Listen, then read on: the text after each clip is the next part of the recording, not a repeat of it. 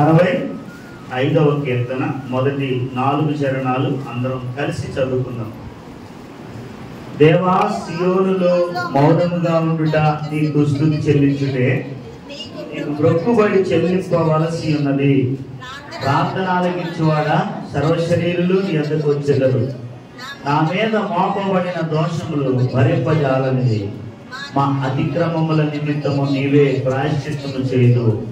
నీ ఆవరణములలో నివసించినట్లు నీవు ఏర్పరచుకొని చేర్చుకుని వాడు ధన్యుడు. నీ పరిశుద్ధాలయము చేత, నీ మందిరములోని మేలు చేత మేము తృప్తి పొందేదము. అందువరకు చిన్న ప్రార్థన చేసుకుందాం. ప్రేమ కలిగిన మా తండ్రి, కృప కలిగిన మా దేవ, నీకు వందనాలు, స్తోత్రాలు చెల్లిస్తూ పాదాల చెంతకు వస్తున్నాము. ఈ ఉదయకాలం ఆరాధించడానికి భాగంలో నుండి మమ్మల్ని సిద్ధపరచండి దేవా. మీ మాటలు నీ బిడ్డలతో పలకడానికి నీ దాసునికి కావలసిన ఆత్మ నింపుదల సంపూర్ణమైన నీ కృప దయచేయండి. ఈ సిలువ చాటును మరుగుపరచండి. నీ నోటి కూరగాను నీ చేతిలోని పాత్రగాను మీరు వాడుకోవాలని ప్రార్థిస్తున్నాను. ఈ ఉదయకాలం తండ్రి చేరువచ్చి బిడ్డల కొరకు వందనాలు. ఇంకా రావాల్సిన వారు అనేక మంది ఉన్నారు, త్వరపెట్టండి, సిద్ధపరచండి. నాయన నీ సన్నిధిని అనుభవించుట కొరకాయ దాని దర్శన భాగ్యం, నీ వాక్య దర్శన భాగ్యం ప్రతి బిడ్డకు దయచేయండి. వాక్యాన్ని విని గ్రహించుట కొరకాయ హృదయాన్ని, మనసులను, చెవులను తెరువు చేయండి. మీకే అప్పగించుకుంటూ శత్రువులను బంధించమని యేసు ప్రభువు నామములో ప్రార్థించి వచ్చున్నాం తండ్రి, ఆమేన్. భాగాన్ని మనం చదువుకున్నాం. ప్రధాన గాయకునికి దావీదు కీర్తన అని మనము చూస్తున్నాం. దావీదు రచించిన కీర్తన.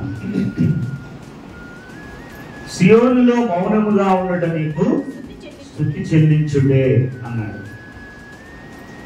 నీకు మొక్కుబడి చెల్లింపవలసి ఉన్నది అని చెప్పి ప్రభువును ఏమని పిలిచాడంటే ప్రార్థన ఆలకించువాడు అని పిలిచాడు. ప్రార్థన ఆలకించువాడా, సర్వశరీరులు నీ యొద్దకు వచ్చేదారు. తర్వాత 3వ వచనములో తన విషయం తాను జ్ఞాపకం చేసుకుంటా ఉన్నాడు. ఏమంటాడంటే, నా మీద మోపబడిన దోషములు భరింపజాలనిది. మా అతిక్రమముల నిమిత్తము నీవే ప్రాయశ్చిత్తము చేదువు అని అంటాడు.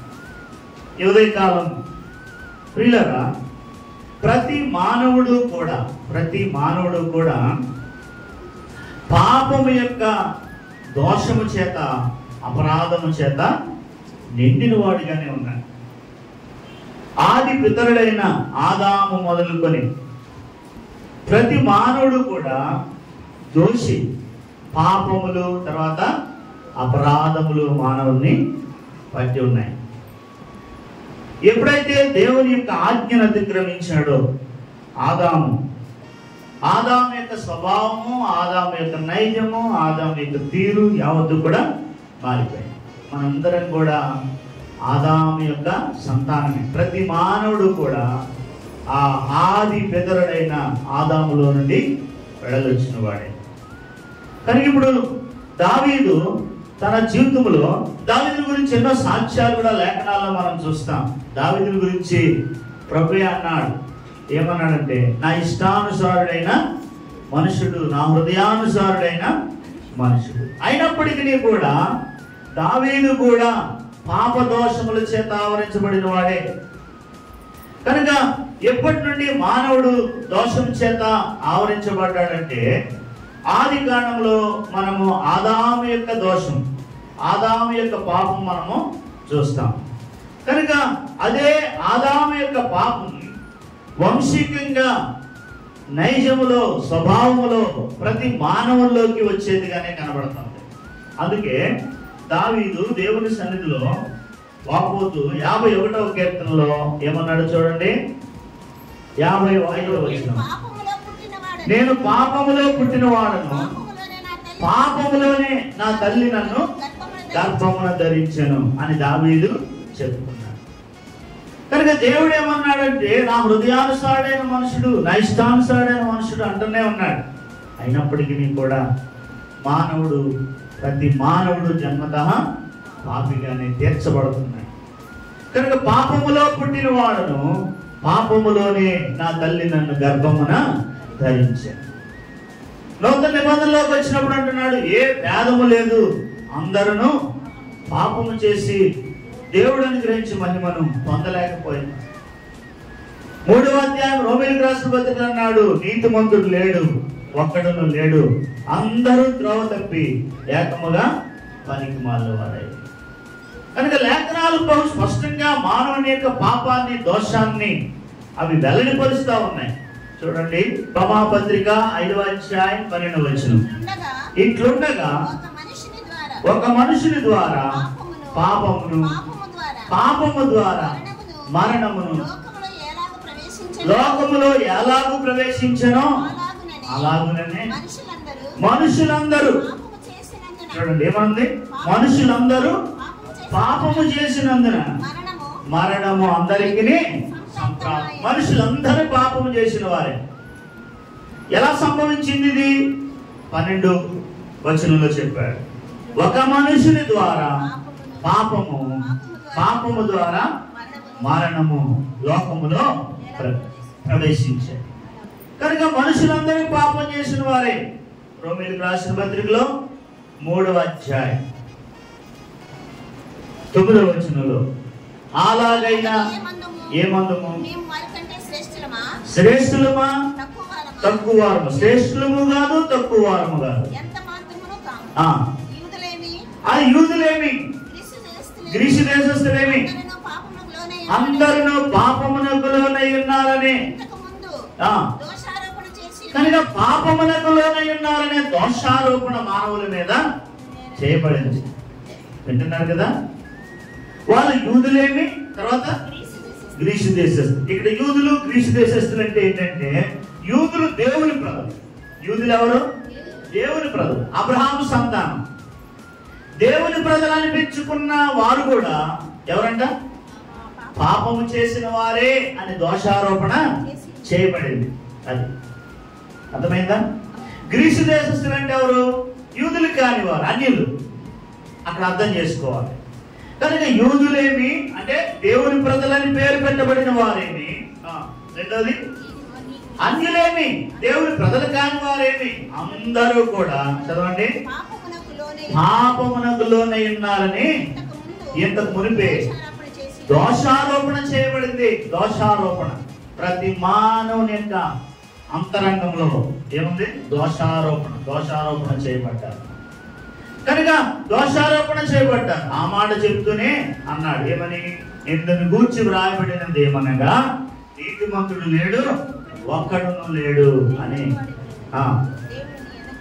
కనుక చెప్పాడు. కనుక ప్రియులారా, దోషారోపణ చేయబడ్డాం. అందరూ కూడా పాపము చేత ఆవరించబడినవారు. అది దేవుని హృదయానుసారులని పిలువబడిన దావీదేమి, దేవుని ప్రజలని పిలువబడిన ఇశ్రాయేలీలేమి, దేవుణ్ణి ఎరగరు అని చెప్పబడిన అన్య జనాంగమేమి, వారు ఎవరైనప్పటికీ కూడా ఏమని ఆరోపణ చేయబడ్డారు? దోషారోపణ చేయబడిన వారు. అందుకనే దావీదు మనం చదివిన ఈ భాగంలో, ఈ అధ్యాయంలో అంటే 65వ కీర్తనలో ఏమన్నాడు? ఎలాంటివంట? మామూలువి కాదు, నా మీద మోపబడిన దోషములు ఎలాంటివి? భరింపజాలని, సామాన్యమైనవి కూడా కాదు, భరింపజాలని దోషాలు, భరింపజాలని అపరాధము మోపబడింది మానవుని మీద, ఏ మానవుడైనప్పటికీ కూడా. కనుక ప్రియులారా, ఈ ఉదయకాలం ఎంతగా దోషములు మోపబడ్డాయి, ఎంతగా దోషములు మానవుని మీద ఉంచబడ్డాయి అని అంటే, చూడండి కీర్తన 38:4, 38వ కీర్తన 4వ చరణం. చదువు. నా దోషములు ఎలాగున్నాయంటండి? మన దోషములు మన తలపైగా పొర్లి ఉన్నాయి. దోషములు ఎలా ఉన్నాయి? నా తలపైగా పొర్లి ఉన్నాయి. అంటే అర్థం ఏంటి? దోషములు ఈ వ్యక్తిని ముంచేసాయన్నమాట. నా దోషముల్లో మునిగిపోయా, నా తలపైగా పొర్లి ఉన్నవి. చదవండి, అవి ఎలాగున్నాయంట? నేను మోయలేని బరువు వలె అవి నా మీద మోపబడి ఉన్నది. ప్రతి మానవుని మీద దోషారోపణ చేయబడింది కదా. అందరూ పాపము చేస్తున్నారని ఏం చేయబడిందంట? దోషారోపణ చేయబడింది. వారు గ్రీసు దేశస్తులేమి, వారు యూదులేమి. యూదులు కావచ్చు, గ్రీసు దేశస్తులు కావచ్చు, ఒకవేళ దావీదు కావచ్చు, సామాన్యమైన మానవుడు కావచ్చు. ప్రతి మానవుడు కూడా దోషి, పాపము కింద ఉన్నాడు అనేది దోషారోపణ చేయబడిన వారు. కారణం ఒక మనుషుని ద్వారా పాపము ద్వారా మరణము లోకంలో ప్రవేశించినట్లుగా మనుషులందరూ పాపం చేసినందువలన మరణం అందరికీ సంప్రాప్తమైంది. కానీ ప్రియులారా, ఇదే కాలం ఎంత భారం అంటే మోయలేని బరువు వలె అవి నా మీద మోపబడి ఉన్నవి. నా తల కంటే పైగా అవి ఏం చేయబడ్డాయి? పొర్లిపోయి ఉన్నవి అంటున్నాడు. యెజ్రా గ్రంథం 9వ అధ్యాయం 6వ వచనం. నా దేవా, నా దేవా, నా ముఖము నీ వైపు ఎత్తుకొనుటకు సిగ్గుపడి కిన్నుడనై ఉన్నాను. ఎందుకు ఎత్తుకోలేకపోతున్నాడు? ముఖాన్ని ఆయన వైపు ఎత్తుకోలేకపోతున్నాడు అంట. నా దేవా, నా దేవా, నా ముఖము నీ వైపు ఎత్తుకొనుటకు సిగ్గుపడి కిన్నుడనైపోయా. నా ముఖం నీ వైపు ఎత్తలేకపోతున్నా. ఏం కారణం కదా? ఎందుకు ఎత్తలేకపోతున్నాడో తర్వాత చెప్తాడు. తర్వాత ఏమంటాడు? మా దోషములు మా తలలకు పైగా హెచ్చి ఉన్నది. మమ్మల్ని ముంచేసేటంత భారం, మమ్మల్ని ముంచేసేటంత దోషములు, మేము మోయలేనంత బరువు కలిగిన దోషములు మా మీద మోపబడ్డాయి. తర్వాత చదువునైనా, మా అపరాధములు ఆకాశమంతా ఎత్తుగా ఉన్నవి. కనుక అపరాధములు, దోషములు ఎంత ఎత్తుగా ఉన్నాయంటే ఆకాశమంతా ఎత్తుగా. ఏమని దేవుని వైపు ఒక మనుషుడు తలెత్తగలడు? ఏమని దేవుని వైపు చూడగలడు? సహజంగా చూడండి, మనం కూడా చూస్తాం. ఏదైనా చిన్న పెద్ద తప్పులు జరిగినప్పుడు ఎవరైనా నేరారోపణ చేయబడి నిలబడ్డారనుకోండి, ముందు కళ్ళు పైకెత్తుతారా? తల పైకెత్తుతారా? ఎత్తరు. మనం చూస్తాం కదా. కారణం ఏంటంటే దోషారోపణ, నేరారోపణ. వారు తల పైకెత్తలేరు, వారు పైకి చూడలేరు.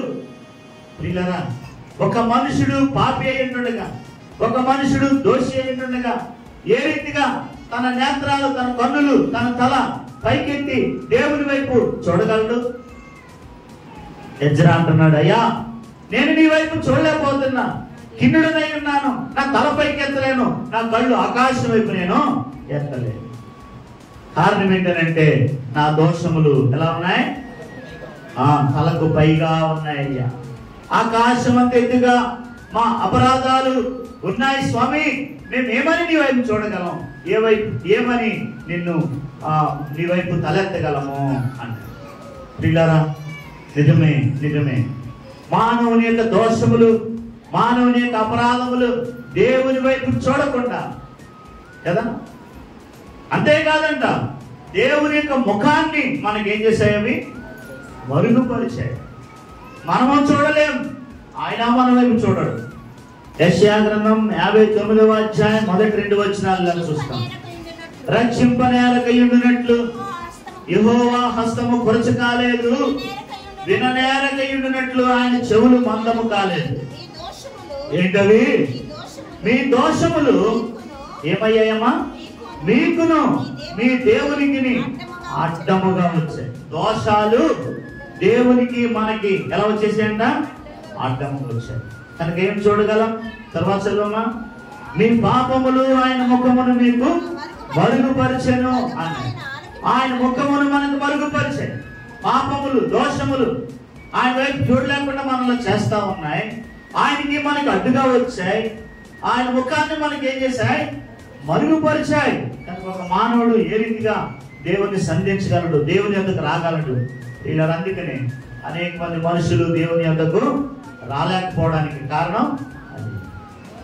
కనుక మన దోషములు, అపరాధములు మన మీద. ప్రియులారా, అంత మాత్రమేనా? దేవుణ్ణి మనకు మరుగుపరచడం, దేవుని వైపు మన ముఖాన్ని ఎత్తలేకుండా ఉండడం, తలపైగా పొర్లిపారడం, ఇంతేనా అంటే అంతేకాదు. ఇంకా చాలా లేఖనాల్లో మనం చూద్దామండి. కీర్తన గ్రంథం 39 కీర్తన 11వ చరణం చదవండి. దోషములను బట్టి నీవు మనుషులను గద్దింపులతో శిక్షించినప్పుడు చిమ్మెట పట్టిన వస్త్రం వలె నీవు వారి అందమంతా కూడా చెడగొట్టెదు. నరులందరూ ఎలాంటి వారు బట్టి ఊపిరి వంటి వారు. దేవుడు దోషములకు ఏం విధిస్తున్నాడు చెప్పండి? ఏముందంట? దోషములకు గద్దింపు ఒకటేనా? మరి అది చెప్పరే. గద్దించడం మాత్రమే కాదు, చదవండి మళ్ళీ చదువు. దోషములను బట్టి నీవు మనుషులను గద్దింపులతో శిక్షించినప్పుడు, గద్దింపులతో దేవుడు ఏం చేస్తున్నాడంట? మనుషులని ప్రతి దోషమునకు ప్రతి అపరాధమునకు ఏముంది? శిక్ష ఉంది. అది దోషములు తల మీదుగా పొర్లి పారిపోయేటంత మోయలేని బరువు వలె దేవుని యొక్క ముఖాన్ని మనకు మరుగు చేస్తూ ఉంటుండగా ఒకవైపు ఇలా ప్రతి దోషమునకు ప్రతి అపరాధమునకు ఏముందంట? శిక్ష ఉంది. శిక్ష ఉంది. నీవు దోషములను బట్టి మనుషులను గద్దింపులతో శిక్షించినప్పుడు ఏమైపోతాడు మనుషుడు? అది ఏ మాత్రం కనపడతారు. ఎలా ఉంటాడంట? చిమ్మెట కొట్టిన వస్త్రం వల్ల అయిపోతున్నాడు. వాడి అందమంతా చెదిరిపోతుంది. ఒట్టి ఊపిరికి పోలిన వాడు నరుడు. యెహెజ్కేలు గ్రంథం 18వ అధ్యాయం 18వ వచనం. తన జనులలో అతని క్రియలు చేసెను, సహోదరులను నష్టపరిచి తన జనులలో తగని క్రియలు చేసెను. 18వ వచనం మధ్యలో తన సహోదరులను నష్టపరిచి తన జనులలో తగని క్రియలు చేసెను. తర్వాత గనుక అతడే తన దోషమును బట్టి ఏమగును? దోషమును బట్టి మరణమగును అన్నాడు. అది ఏం చూసాం?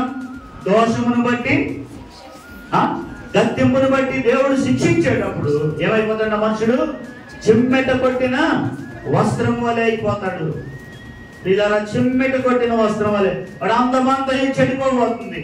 అలాంటి భయంకరమైన దుస్థితి మానవుడు. అయితే ప్రియులారా, అంత మాత్రమే కాదంట. 18:18లో వాడు తగని క్రియలు చేసిన గనుక ఏమవుతాడు? తన దోషమును బట్టి తానే ఏమైపోతాడు? మరణమగును. మరణమగును. రెండు చూసాం. మూడవదిగా చూడండి. మూడవదిగా నిర్గమాకాండం 34వ అధ్యాయం 7వ వచనం.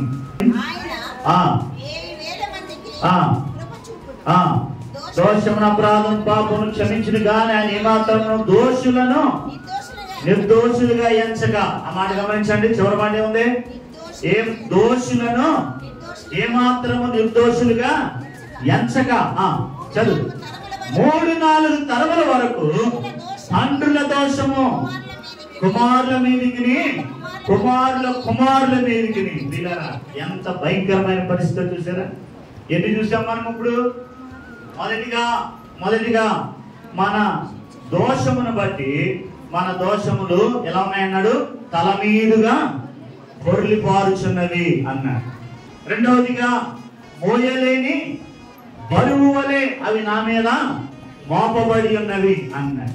యజ్రా అన్నాడు, అయ్యా అందుకే మేము కళ్ళెత్తి నీ వైపు చూడలేకపోతున్నాం, మా ముఖాన్ని మా తలను నీ వైపు ఎత్తలేకున్నాం. కారణం ఏంటంటే మా దోషములే అన్నాడు.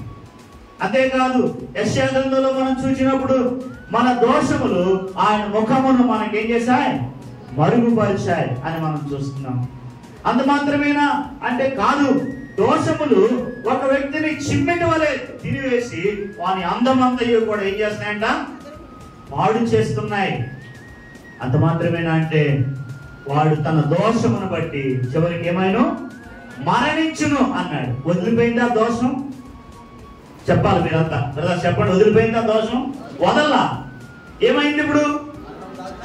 3-4 తరములు కుమారుల మీదకి ఈ దోషం అనేది వీళ్ళారా ఎగసి వస్తూ ఉంటుండగా వీళ్ళారా ఏం తట్టుకోగలం? ఎలా నిలబడగలం? ఎలాగ దీన్ని భరించగలము? ప్రియులారా ఏదో ఒక తరంతో పోయిందా అంటే లేదంట. ఏమంటాడు? 3-4 తరముల వరకు కుమారుల మీదకి, కుమారుల మీదకి. చాలా జాగ్రత్తగా ఉండాలి కదా మనం. పిల్లల కుమారుల మీదకి సంప్రాప్తమయ్యే ఈ భయంకరమైన దోషం, ఈ అపరాధం ఎలాగా విడుదల పొందటం, దీని నుండి ఎలాగా విడుదల, విమోచన అంటే అదే కీర్తనలో మనకి కీర్తనాకారుడు చెప్పాడు. రండి ఏమన్నాడు చదవండి. ఇప్పుడు 65వ కీర్తన 3వ వచనం. నా మీద మోపబడిన దోషములు భరింపజాలనివి మా అతిక్రమముల నిమిత్తము. అది ఏంటంట? మా అతిక్రమముల నిమిత్తము ఏం చేస్తున్నావు? మా దోషముల నిమిత్తం, మా అతిక్రమముల నిమిత్తం నీవే ఏం చేస్తున్నావు? ప్రాయశ్చిత్తం చేస్తారా? ఎంత సంతోషకరమైన విషయమో, ఎంత ఆనందకరమైన విషయమో. ఎందుకనంటే నీ దోషాలు 3-4 తరముల వరకు నీ బిడ్డల మీద, నీ బిడ్డల మీద అవి ఏలేవిగా ఉంటుంటే దేవుడు కనికరించి, కృప చూపించి దోషముల విషయమై ఏం చేస్తారంట? ప్రాయశ్చిత్తము చేయదు. దోషముల విషయమై ప్రాయశ్చిత్తం చేయదు. అవును ప్రియులారా, నిజంగా ఇందాక 130 అన్నాం కదా. 130 ఏమంటదంటే, యెహోవా నీవు దోషములను కనిపెట్టి చూచిన ఎడల ప్రభువా నీ ఎదుట ఎవడు నిలవగలడు. ఆయన అలాగే దోషాన్ని కనిపెట్టుకొని చూస్తే, అర్థమైందా? నా దోషములను ఆయన అలాగే కనిపెట్టుకుని భూతత్వం వేసుకుని ఈయన ఎప్పుడు ఏం చేశాడా అని కనిపెట్టుకొని చూస్తా ఉంటే ఆయన ఎదుట ఎవడు నిలవగలడు? ఎవడు నిలవలేదు, ఎవడు కూడా నిలవలేదు.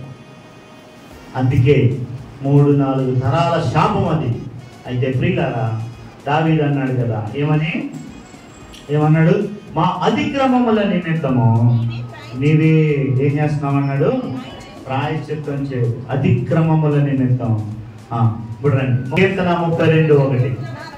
ఇప్పుడు చెప్పండి, చదవండి గట్టిగా. తన అతిక్రమములకు పరిహారమునందిన వాడు, తన పాపములకు దోషములకు ప్రాయశ్చిత్తం పొందినవాడు ధన్యుడు. యెహోవా చేత నిర్దోషించబడిన వాడు, ఆత్మలో కపటము లేనివాడు. ఎవరండి? ధన్యుడు. ఎలాగొస్తుంది ధన్యత మనకి? నిజమే. ఏమన్నాడు? తన అతిక్రమములకు పరిహారమునందినవాడు, తన పాపమునకు ప్రాయశ్చిత్తమునందినవాడు ధన్యుడు. యెహోవా చేత నిర్దోషించబడిన వాడు, ఆత్మలో కపటము లేనివాడు ధన్యుడు. ఎలాగొస్తుంది ధన్యత మనుషుడికి?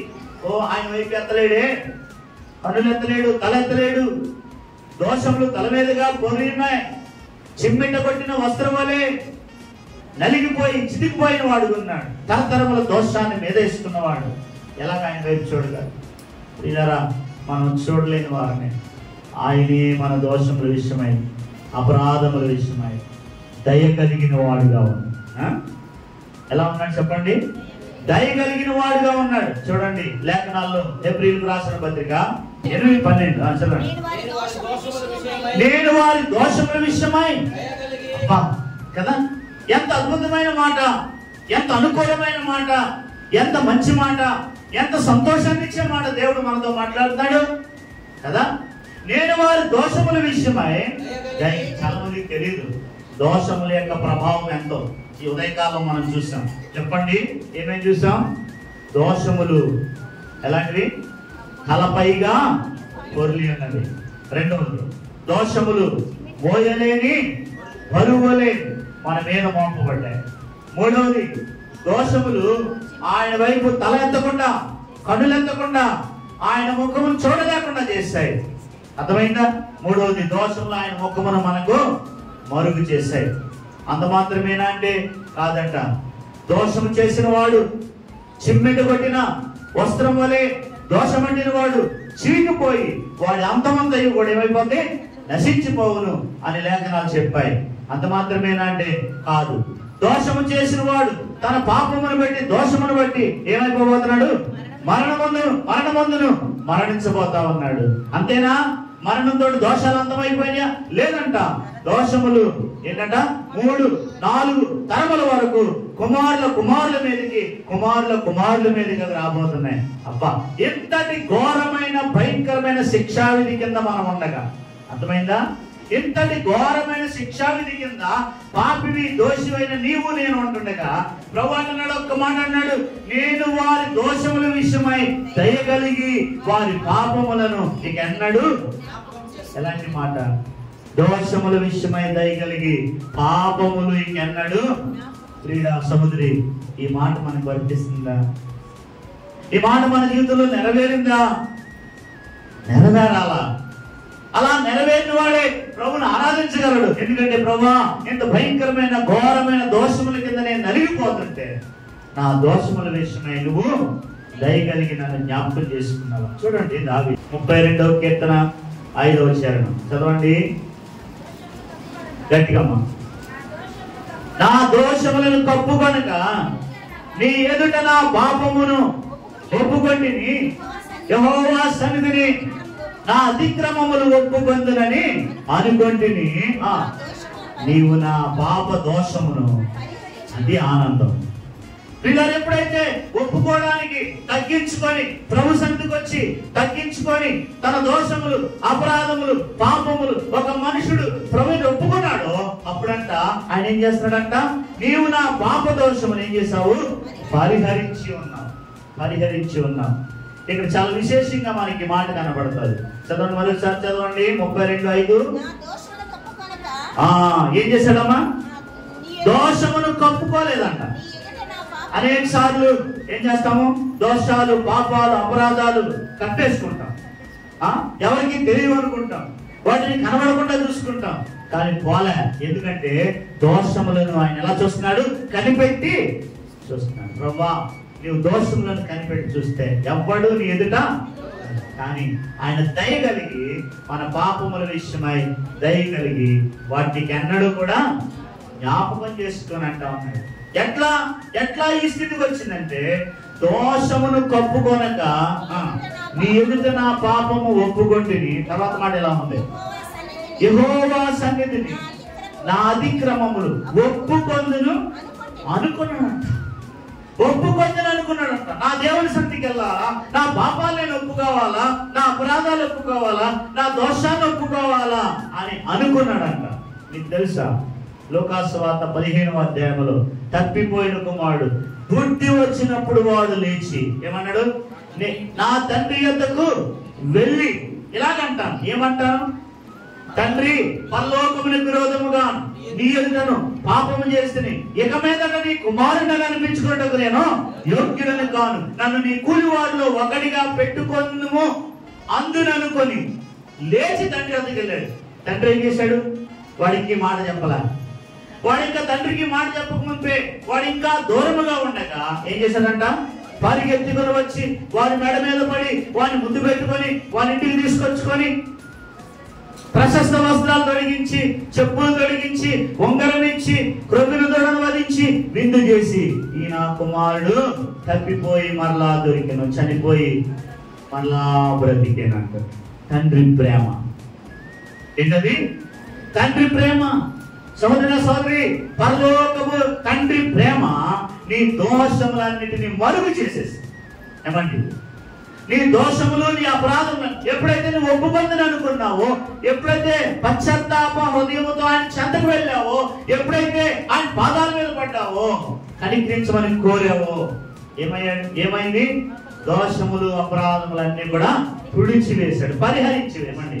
అలాంటి తండ్రి ప్రేమ ఈ ఉదయకాలం మన మధ్య కొనియాడబడాలి. అయ్యా, ఇలాంటి దుస్థితిలో ఉన్న నన్ను నీ ప్రేమ ద్వారా కనికరించి నా అపరాధములు, దోషములు మన్నించవే, క్షమించవే. చూడండి, మీకా గ్రంథం 7వ అధ్యాయం 18వ వచనం. తన స్వాస్థ్యములో శేషించిన వారి దోషమును పరిహరించి ఉదరం చదివేక ఎలాగంట? తన స్వాస్థ్యములో శేషించిన వారి దోషమును ఆయన ఏం చేస్తున్నాడు? పరిహరించి. చదవండి. వారు చేసిన అతిక్రమముల విషయమై వారిని క్షమించు దేవుడు అయిన నీతో సముడైన దేవుడు. అందుకే ఆరాధిస్తాం ప్రియులారా. ఆయనతో సముడైన దేవుడు ఉన్నాడా? అలాగా దోషములు క్షమించగలిగిన వాడు, పాపములు పరిహరించగలిగిన వాడు, అపరాధములు మన్నించగలిగిన వాడు, మరొకడు ఎవడైనా ఉన్నాడా? ఎవడు లేడు, ఎవడు లేడు కదా. నా దోషముల నిమిత్తము నీవే ప్రాయశ్చిత్తము చేయు. మొదటి వచనం అంటే మొట్టమొదటి మనం చదువుకున్న భాగం 65:3 కీర్తన ఏమన్నాడు? నా మీద మోపబడిన దోషములు భరింపజాలనిది, అయితే మా అతిక్రమముల నిమిత్తము ఎవరు ఎవరు ఆయనే. నువ్వు ప్రాయశ్చిత్తం చేసుకోలేవు, నీకు నువ్వు దోషముల నుండి విడుదల పొందడం నీ వల్ల నా వల్ల కానప్పుడు దోషముల నిమిత్తము ఆయనే ఏం చేశాడంట? ప్రాయశ్చిత్తము చేయదు. ప్రాయశ్చిత్తం చేశాడు. ప్రాయశ్చిత్తం చేసి దోషములన్నింటినీ, అపరాధములన్నింటినీ, పాపములన్నింటినీ క్షమించేశాడు. నేను ఎప్పుడూ వాటిని జ్ఞాపకం చేసుకున్నాను. ఇందాక మనం చదువుకున్నాం హెబ్రీ పత్రిక 8వ అధ్యాయం 12వ వచనంలో చదువుకున్నాం. ఏమని చదువుకున్నాం?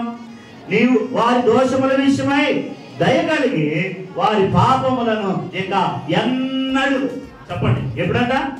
ఎన్నడు. నీకన్నా జ్ఞాపకం వస్తాయి కానీ నిజంగా నువ్వు ఒప్పుకుంటే, నిజంగా నువ్వు కడగబడితే, నిజంగా నువ్వు క్షమించబడితే ఆయన ఎప్పుడూ కూడా వాటిని జ్ఞాపకం చేసుకోడంట. ఎందుకంటే ఆయన మాట ఇచ్చేవాడు, మాటను నెరవేర్చేవాడు. మాట ఇచ్చాడు, నేను జ్ఞాపకం చేసుకోనని. అప్పుడు ఇలా చేసా, ఇలా బతికా, అలా చెడు బతుకు మనకి జ్ఞాపకం వస్తుంది కానీ వీళ్ళారా ఆయన ఎప్పుడు జ్ఞాపకం చేసుకోడంట. ఇప్పుడు చదవండి మళ్ళా మీకా 7వ అధ్యాయం 18వ వచనం. తన స్వాస్థ్యములో శేషించిన వారు దోషమును పరిహరించి వారు చేసిన అతిక్రమముల విషయమై వారిని క్షమించి దేవుడు అయిన నీతో సముడైన దేవుడు ఎక్కడున్నాడు అంటున్నాడు. ఆయన కనికరము చూపుడేందుకు సంతోషించేవాడు కనుక నిరంతరము కోపముంచడు. 19 ఆయన మరలా మన యందు జాలిపడును, మన దోషములను నేను అణిచివేయు. వారి పాపములన్నిటినీ ఎక్కడేశాడు? చెప్పండి, అందరు గట్టి చెప్పండి. సముద్రపు అగాధములో వేస్తున్నాడంట. ఇవన్నీ పట్టుకెళ్ళి ఎక్కడ వేసుకున్నాడు? సముద్రపు అగాధములో వేస్తాడు. వాటిని ఎప్పుడూ కూడా అందుకే అన్నాడు మరొక చాట, అవన్నీ కూడా ఆయన వీపు వెనక వేసుకున్నాడు. ఇంకెప్పుడు అవి కనబడవు. అంతగా మన దోషాలను తుడిచివేసిన మన దేవుణ్ణి ఈ ఉదయకాలం మనం ఆరాధించబోతున్నాం. ఒట్టినే తుడిచేశాడా? చేత్తో తుడిచేయడానికి అయిపోయిందా? చూడండి అంట, ఒక మాట చదివిస్తా. యెషయా 5 చదవండి. ఒట్టినే అయిపోయిందా అంటే అవలేదు. చదవమ్మా. మన అతిక్రమ క్రియలను బట్టి అతడు గాయపరచబడెను, మన దోషములను బట్టి అతడు నలుగొట్టబడెను, మన సమాధానమైన శిక్ష అతని మీద పడెను, అతడు పొందిన దెబ్బల చేత మనకు స్వస్థ కలుగుతుంది. పుట్టిన జరగల. అర్థమైందా? చూసారా?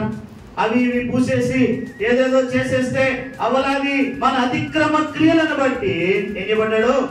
అతడు గాయపరచబడెను, మన దోషములను బట్టి అతడు సహోదరి సహోదరుడా, నీ పాపముల కొరకు, నీ అపరాధముల కొరకు, నీ దోషముల కొరకు ఆయన నలుగొట్టబడ్డాడు. తర్వాత ఆయన మీద నీ శిక్ష యావత్తు పడింది. ఆయన గాయపరచబడ్డాడు. ఆయన గాయముల్లో నుండి నీకేమొచ్చింది? అది దోషములకు పరిహారం కలిగింది, అపరాధములకు పరిహారం కలిగింది, పాపములకు పరిహారం కలిగింది. అందుకే అన్నాడు, తన అతిక్రమములకు పరిహారం పొందినవాడు, తన పాపములకు ప్రాయశ్చిత్తము పొందినవాడు, యెహోవా చేత నిర్దోషించబడిన వాడు, ఆత్మలో కపటం లేనివాడు. ఎలాంటి వాడు? ధన్యుడు. ధన్యుడు. ఉదయకాలం ప్రియులరా ధన్యులుగా చేశాడు. కారణం అపరాధాలు, దోషాలు ఎంత భయంకరమైన చూసాం. మన జ్ఞాపకం చేయనా ఎంత భయంకరమైనవి?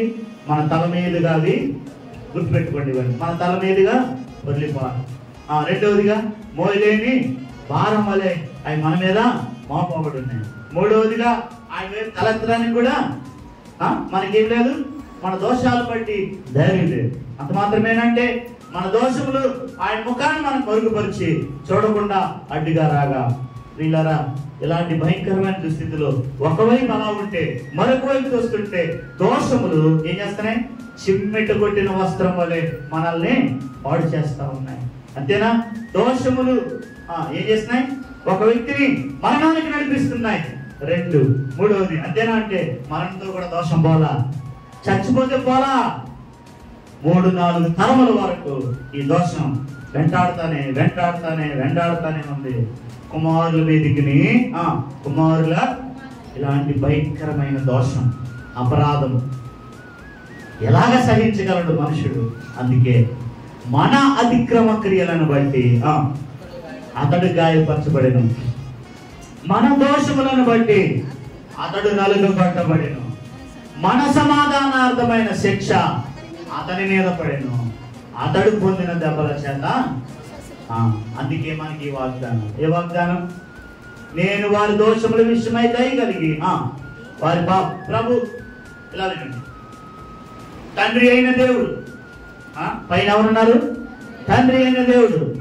కింద ఎవరున్నారు? మనం ఉన్నాం. ఎవరు? మనుష్య మాత్రుడు, మంటివాడు, దోషారోపణ చేయబడిన వాడు, దోషి అయిన వాడు, అపరాధి అయిన వాడు, పాపి అయిన వాడు ఎక్కడ ఉన్నాడు? ఆయన అక్కడ ఉన్నాడు. మధ్యలో శిలువ మీద ఈయన ఉన్నాడు. వింటున్నావా? మధ్యలో ఎవరున్నారు? శిలువ మీద ఈయన ఉన్నాడు. ఆయన నేరుగా నిన్ను చూస్తే, జాగ్రత్త విన్నారు అందరి బాగుంది, ఆయన నేరుగా నిన్ను చూస్తే నీ పాపములు, అపరాధములు, దోషం బట్టి తరతరాల శిక్ష నీ మీద ఉంది. కానీ నేరుగా నిన్ను చోట్ల ఎక్కడ చూస్తున్నా చెప్పాలి? సిలువలో నుండి నిన్ను చూస్తున్నాడు. ఎక్కడమ్మా చెప్పండి, అందరూ చెప్పండి.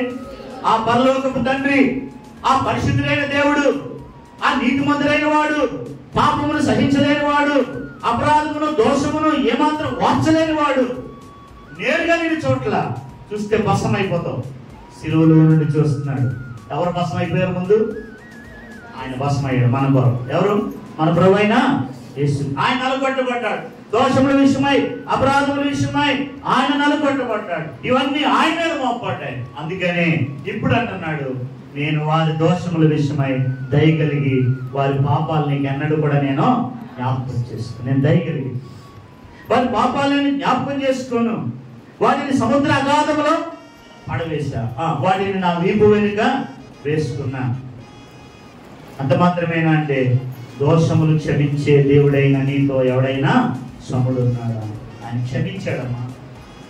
కాబట్టి ఉదయకాలం పాపములు, అపరాధములు, దోషములు క్షమించబడిన వాడవై, మన్నించబడిన వాడవై, అపరాధములు తుడిచివేయబడిన వాడవై కృతజ్ఞతతో ఆయన పాదాల మీద పడి ఆయనకి స్తుతి ఆరాధన చెల్లించబద్దులమై. ఎందుకంటే ఎంత భయంకరమైన దాన్ని ఎవడు తొలగించగలడు? ఆయనే తొలగించాడు, ఆయనే క్షమించాడు, ఆయనే కడిగాడు. ఎవరి ద్వారా అంటే సిలువలో వేలాడిన తన కుమారుడైన క్రీస్తు ద్వారా. కనుక నీ ఉదయకాలం ప్రభుని స్తుతించుకుందాం, ప్రభుని ఆరాధించుకుందాం. తన అతిక్రమలు పరిహారం పొందిన వాడు, తన పాపమునకు ప్రాయశ్చిత్తం పొందిన వాడు ధన్యుడు. యెహోవా చేత నిర్దోషించబడిన వాడు, ఆత్మలో కపటము లేని వాడు ధన్యుడు. ఇది ప్రభు ద్వారానే మనకు సాధ్యమైంది. ఒక రెండు మాట చదవండి. యోహాను రాసిన మొదటి పత్రిక 4వ అధ్యాయం 10వ వచనం చదవండి. మనము దేవుని ప్రేమించమని కాదు, ఆయనే మనల్ని ప్రేమించి మన పాపములకు ప్రాయశ్చిత్తమైనడు. ఆ మాట పట్టుకోండి. ఏంటంట? మన పాపములకు ప్రాయశ్చిత్తమైనడు తన కుమారుని పంపెను. ఇందులో ఏముంది? ప్రేమ కలిగిన తండ్రి, దయ కలిగిన తండ్రి, కనికరించే తండ్రి, కృప చూపించే తండ్రి. మన పాపములకు ప్రాయశ్చిత్తమైనకి ఎవరు పంపాడంట? కుమారుని పంపించాడు. 2:2 అదే యోహాను 2:2. ఆయనే మన పాపములకు శాంతికరమైనాడు. మన పాపములకు మాత్రమే కాదు, సర్వలోకమునకు శాంతికరమైనాడు. కింద ఏమన్నది పుట్టినోట్లో? కింద ఏం లేదా మీకు? మరి గట్టి చెప్పండి మాట, అందరూ చెప్పండి. దేనికి ప్రాయశ్చిత్తం? మన పాపములకు. ఆయన ఏమైనాడు? ప్రియుడా, సోదరుడా, సోదరి, నువ్వు పాపివే, అపరాధివే, దోషివే. అయితే ఆయన నీ పాపములకు ఏం చేశాడు? ప్రాయశ్చిత్తం. అందుకే ఆ ప్రేమ కలిగిన తండ్రిని, ఆ పరలోకపు తండ్రిని ఉదయకాలం మనం స్తుతించి, ఆరాధించి, మహింపరిచి, గణపరిచి ప్రభునికి ఇచ్చిన ఆ స్వాతంత్ర్యంతో ప్రభువుని కొనియాడుతున్నాం. రండి మోకరించుకుందాం.